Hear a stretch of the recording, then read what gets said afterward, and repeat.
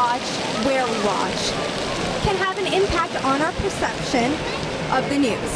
Diversity in Canada and the U.S. broadcast newsroom has evolved before our very eyes. But is this really an evolution or revolution? John Northcott has been employed in the Toronto broadcast media for over 20 years. And during this time, he's witnessed a change in the faces of the news anchors and reporters. And quite diverse. I've been there 20 years, and there has always been, and increasingly, but there always was a commitment to hire people from a wide variety of communities. Partially because we're a broadcaster and you want to reflect the faces you see in the city on the television, but also to get stories from people from different communities, not just racial but religious, ethnic, different parts of the world. They bring their own perspectives.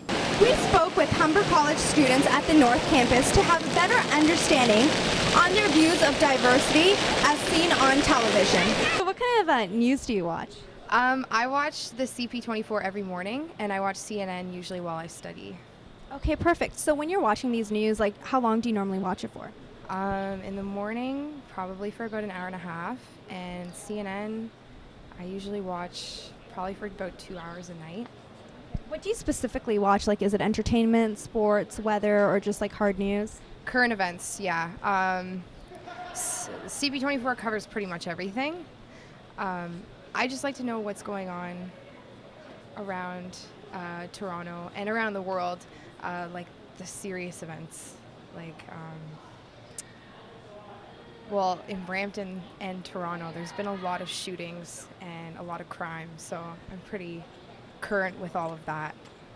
Would you say like that affects like your movement and where you go type of thing? Most definitely. About a month ago, there was a shooting at Shoppers World, and I take the bus on Steeles, and they said that they hadn't found the two guys. I don't even know if they found them yet. They haven't said anything on the news, but they said they were headed down Steeles, and so I didn't take the bus that day. I am here with Paul Riley today. You were in television broadcast. How was the diversity in the newsroom? Like, was it imminent of like certain ethnicities that were in the newsroom that you saw, and how has it changed over the 10 years that you were there? No, I mean, initially when I was there was less diversity. I mean, that's clear. Anyone with two eyes could see that. I think things have gotten a little bit better. I don't think it fully reflects Canada as it is today, but I think things have gotten a little bit better still, but there's still a long ways to go. What's more important is not just having one or two brown or black faces or Asian faces on camera, right? What's more important is having brown and black and Asian and whoever else, have them behind the camera, that is to say, making decisions, positions of authority and power within a media organization. I think that's where we're still very lacking right now. I think if you look around, you see a sprinkling of color and ethnicity on virtually every station now. They're finally getting it, especially in Toronto, right?